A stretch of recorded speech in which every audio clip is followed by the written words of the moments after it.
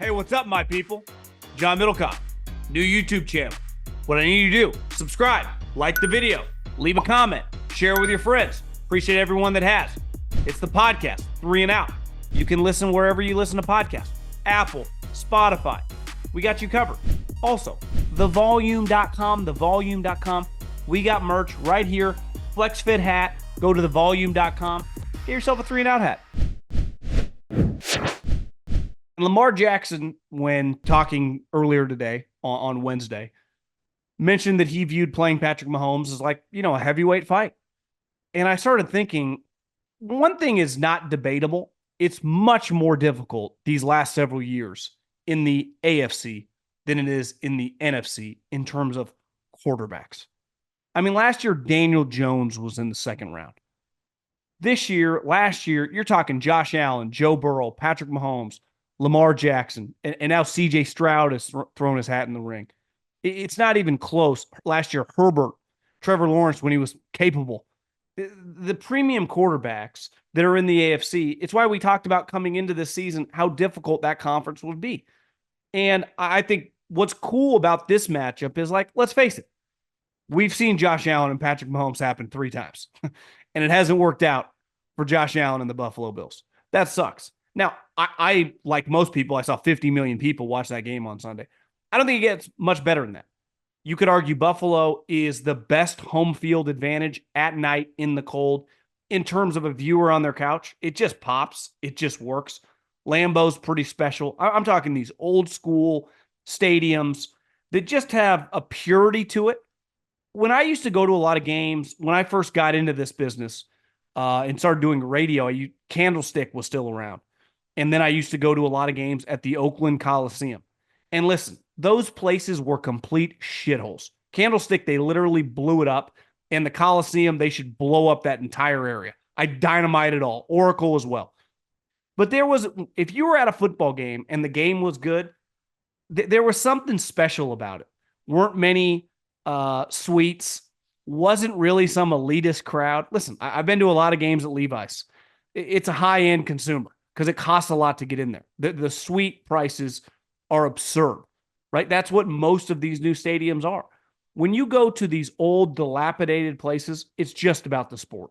And listen, as if I ran a business, if I was one of these owners, I'd want to get rid of that too.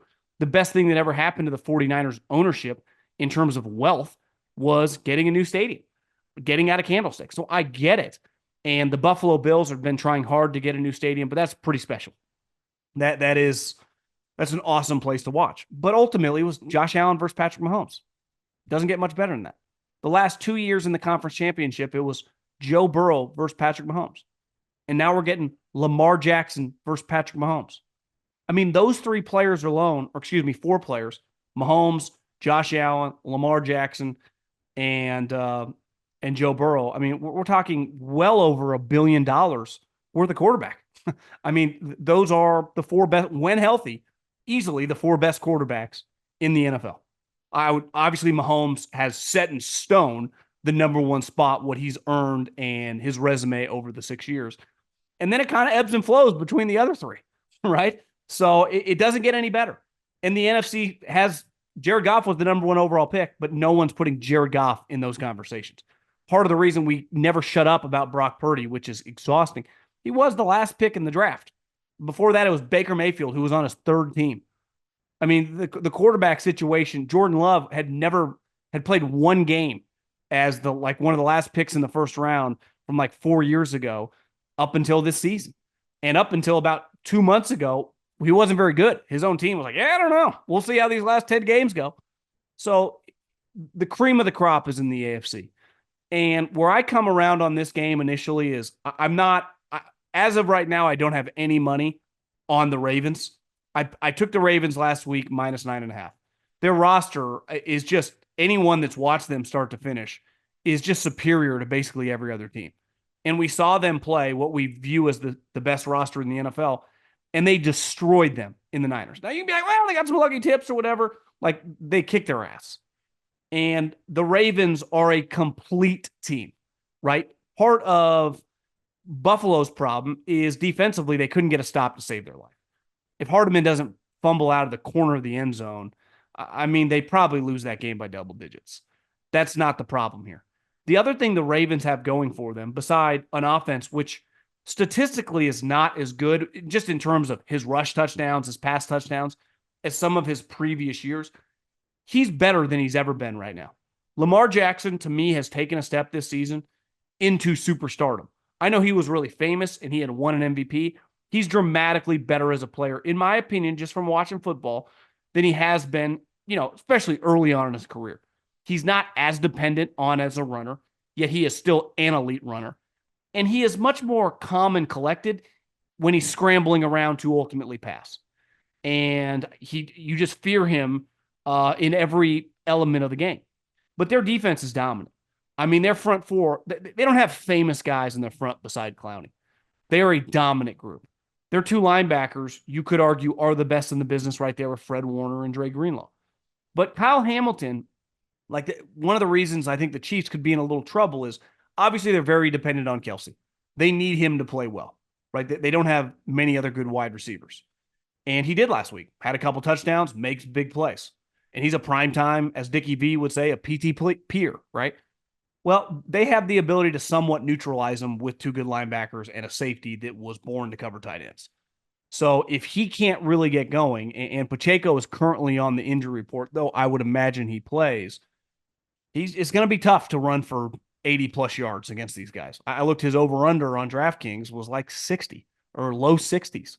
So, and I like everybody loves Pacheco, but this is a matchup that really favors the Ravens in terms of like a conference championship against the defending champs and the number one seed. I mean, I'm not acting like this is some elite team against some middle of the road team. I'm talking about you're playing the 2.0 version of Brady and Belichick in Mahomes and Andy Reid, which is why I'm hesitant to bet against them, because I didn't have money on the Sunday night game. I would have taken the Bills. And I would have been kicking myself. You just bet against Andy Reid and Patrick Mahomes. Are you a fucking idiot? That would have been my mindset. And obviously the Chiefs have the coaching advantage here, but John Harbaugh's pretty damn good. And I think what separates this team is their coordinators. I mean, to me, Mike Macdonald is currently the best defensive coordinator in the NFL. That can ebb and flow on a given year, but I would, if I could have any guy as my defensive coordinator next year, I would pick him. Now, he might end up being a head coach. It's hard to tell how all these dominoes are going to fall. Like, it's like, well, the Lions could lose both coordinators. Are we sure? Like, to where? What job openings? Chargers hire Harbaugh. Raiders' job's already filled. Are these guys going to the Panthers? What if the Falcons end up with Belichick? Like, where are the openings here? The Patriots are already filled. I think think all these guys are going places, and then you start doing the musical chairs. You're like, a lot of chairs have people sitting in them right now. So, my early reaction is I'm like the Ravens.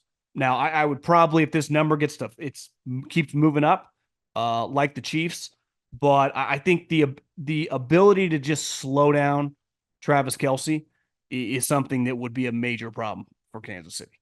But like Lamar says, this is a heavyweight matchup. It doesn't get any better than this. I saw a headline that the Ravens are pulling out all the stops. Ray Lewis, Jonathan Ogden, like leading out the team, hitting the drum.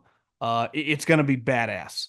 And to me, the AFC, when you factor in the pageantry of the cold, it's something dependent on who's hosting the NFC games, isn't a factor. And it's a huge factor in football. Like, I'm a sucker for that, right? I'm not acting like I'm not rooting for the Niners this week, but just in terms of if I was indifferent and was on my couch, I would rather watch a cold weather game. I would in January. And that's why the AFC, we're talking heavyweight fighters.